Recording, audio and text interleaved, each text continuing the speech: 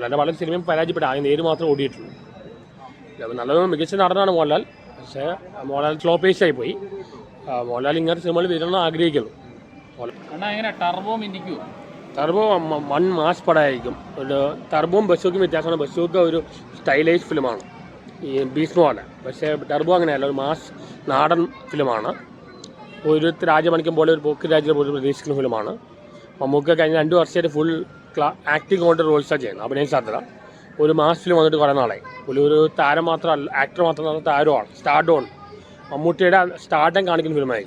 അതല്ല, മമ്മൂക്ക ഇപ്പോൾ ഒത്തിരി പരീക്ഷണ ചിത്രം ചെയ്തു, അവാർഡ് മൂവിയൊക്കെ ചെയ്തു. ഇപ്പോൾ എല്ലാവരും ഈ ആക്ഷനിൽ നിന്ന് അവാർഡിലേക്ക് മാറാൻ നോക്കുമ്പോൾ അങ്ങനെ അവാർഡൊക്കെ കഴിഞ്ഞിട്ട് വീണ്ടും ആക്ഷനിലേക്ക് വരുവാണ്.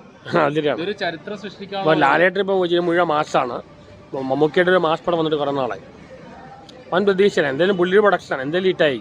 മമ്മൂട്ടി പടം കൊണ്ട് ഫുൾ പ്രതീക്ഷയാണ്. പുള്ളി ചെയ്യണ എല്ലാം ഹിറ്റ് ആയതുകൊണ്ട് നമുക്ക് ഇനി പടം പുള്ളിയുടെ പടം ഐപ്പും കൊടുക്കില്ല, ഡിഗ്രിയും ചെയ്യില്ല. അത് മാത്രമല്ല, നമുക്ക് കണ്ണും പൂട്ടി പോയി കാണാം. കണ്ണും പൂട്ടി പോയിട്ട് മമ്മൂട്ടി പടമാണെങ്കിൽ കണ്ണും പൂട്ടി പോയി കാണാം. വൻ പ്രതീക്ഷയാണ്. എനിക്ക് മമ്മൂട്ടിയുടെ ആക്ടിങ് കോൺട്രോൾസ് ഇഷ്ടം. എന്നാലും പുള്ളിയുടെ മാസം കാണാൻ ഇഷ്ടമാണ്. മാസം ഏറ്റവും ബെസ്റ്റ് മോഡലാണ്. എന്നാലും മമ്മൂക്കിയുടെ മാസം വന്നിട്ട് കുറേ നാളായി. ഇപ്പോൾ ജയിലറാണെന്ന് അങ്ങനെ പലരും പ്രതീക്ഷിക്കുന്നുണ്ട്. അങ്ങനെ വലിയൊരു സ്റ്റാർ കാസ്റ്റ് തന്നെ ഉണ്ട്. പിന്നെ കല്ലൂർ ഡേൻസിൻ്റെ മകനാണ് ഡയറക്റ്റ് ചെയ്യുന്ന.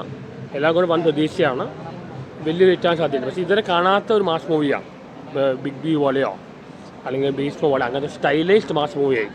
ഒരു നാടൻ മച്ചാൻ പടം അയക്കില്ല, ഒരു അടിപ്പടം അയക്കില്ല. എന്നാൽ മമ്മൂട്ടിയുടെ ഗ്ലാമറും എല്ലാം കാണിക്കുന്ന സ്റ്റൈലൈസ്ഡ് മമ്മൂട്ടിയായും കാണിക്കുന്നത്.